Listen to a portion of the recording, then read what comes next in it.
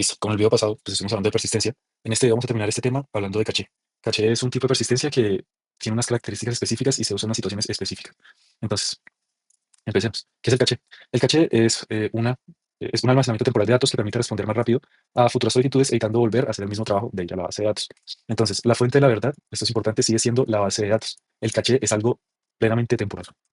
Entonces, ese es el proceso del caché en general. El usuario hace la petición, llega al backend, la API lo que hace es decir, el caché tiene esta información.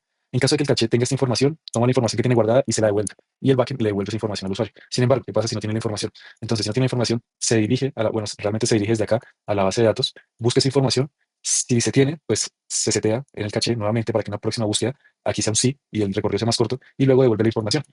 Ese es en general, digamos que cómo funciona el caché. Entonces, ahora, bueno, imaginemos que pues, somos profesores, ¿cierto? Entonces hay una cantidad de estudiantes que están preguntando todo el tiempo cuándo es el parcial, cuándo es el parcial, cuándo es el parcial, listo. Pues como profesor tiene la obligación de responder todas esas preguntas, así sea la misma, ¿cierto? Y pues claro, hay un punto en el que ya uno se estresa y su sistema colapsa. ¿Por qué? Porque el sistema como tal no está optimizado. Entonces un estudiante pregunta, ¿cuándo es el parcial? El profesor dice, listo, está bien, vamos a buscar cuándo es el parcial. Se va a la sala de profesores, busca esa información y le responde a ese niño que preguntó. Luego otro a los 2 minutos pregunta, no, ¿cuál es el parcial? Entonces el profesor vuelve a hacer el proceso de ir a la sala de profesores, busca la información y es lo que le responde al niño. Y luego otra vez 2 niños más vuelven y hacen la misma pregunta y el proceso este se hace 2 veces más. Qué pereza ir hasta la sala de profesores a buscar esa información. Entonces, digamos que es mejor. Se hace una primera pregunta, el profesor va a la sala de profesores y lo que hace en este punto es devolverse y guardar esa información en su cabeza. Entonces, cada vez que un niño cansón vuelve y le pregunte cuándo es el parcial, entonces él ya no tiene que ir hasta la sala de profesores, sino que directamente lo busca en su mente, en sus recuerdos. Y dice, ah, listo, es el 15 de octubre. Y le responde enseguida, es el 15 de octubre. Otro niño pregunta, ¿cuándo es el parcial? Y el profesor busca en su cabeza y dice, ah, es el 15 de octubre.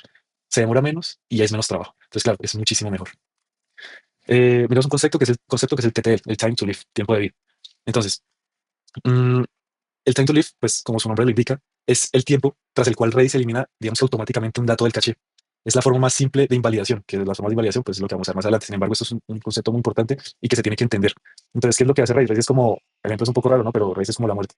Y lo que hace es ir a su mundo donde tiene guardados los datos y buscar ese dato que le quede poco tiempo. Una vez este tiempo llegue a cero, lo que hace es eliminarlo y ya no existe. Entonces, pues eso es como en pocas palabras, es un concepto muy fácil, muy sencillo de entender, pero hay que saberlo, hay que comprenderlo. Lo tenemos las formas de invalidación de caché. Entonces, listo. En este caso hay cuatro principales, que sería invalidar al escribir, actualizar al escribir, el TTL, que fue lo que acabamos de hablar, y algo que se llama por eventos. Entonces, cuando es invalidar al escribir, el usuario hace la escritura, la actualización, el post, lo que sea, directamente a la base de datos, bueno, por medio de un backend, obviamente, y antes de escribir acá, lo que hace es eliminar caché. Y luego, con lo que devuelve la base de datos, vuelve y establece el caché. Luego tenemos que actualizar al escribir. Ah, bueno, se me olvidó decirles. ¿Cuándo se debe usar este tipo de invalidación? Cuando se necesita consistencia inmediata entre escritura y lectura de datos. Listo.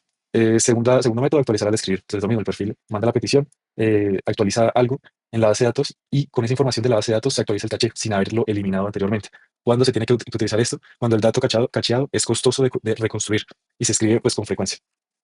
Luego tenemos pues TTL, que fue lo que ya expliqué. Entonces Redis lo que hace es decir, a este man se le acabó el tiempo, ya es hora de eliminar el dato. Y listo. Es como la más sencilla. Y luego está el por eventos, que es algo más utilizado en arquitecturas event-driven, con RabbitMQ, Kafka, bueno, ese tipo de programas. ¿Qué es lo que hace? Un evento hace que pasen muchas cosas. Entonces, algo específico del sistema hace que el caché se elimine. Y pues es básicamente eso también, esto no es muy complicado. ¿Por qué Redis es tan rápido? ¿Por qué se utiliza como caché? ¿Por qué preferimos ir a Redis y no a la base de datos todo el tiempo? Bueno, lo que pasa es que Redis guarda todo en RAM. Usa estructuras, digamos que muy optimizadas. No tiene que ejecutar planes de consultas SQL, no hace joins, busca por clave en vez de buscar por fila. Digamos que la búsqueda es muy optimizada y muy rápida. ¿Qué pasa con la base de datos? Que la base de datos tiene que interpretar SQL, tiene que construir el plan de ejecución, tiene que buscar índices y eso, si hay campos indexados, si no es mucho más lento, tiene que leer páginas de memoria o de disco, tiene que resolver joins, digamos que tiene que también ordenar resultados dependiendo la query que se le haga y devuelve filas. Entonces, todo ese proceso, si se dan cuenta, cuando dije la parte de la base de datos fue mucho más largo y eso, claro, añade muchísimo tiempo a, digamos, al proceso de obtención de datos de la base de datos. Listo, entonces para hablar un poquito de código, para entender un poco cómo funciona en el código, entonces tenemos la clase Product Service y lo que hace esta clase es ir al caché y buscar lo que se necesita buscar. Si el caché lo tiene, entonces eso es lo que le devuelve al usuario. En caso de que el caché no lo tenga, entonces se dirige a la base de datos, busca el producto en la base de datos, setea el caché con el producto que encontró en la base de datos, con un time to live en este caso, y por último retorna el producto, ese producto que trajo de la base de datos.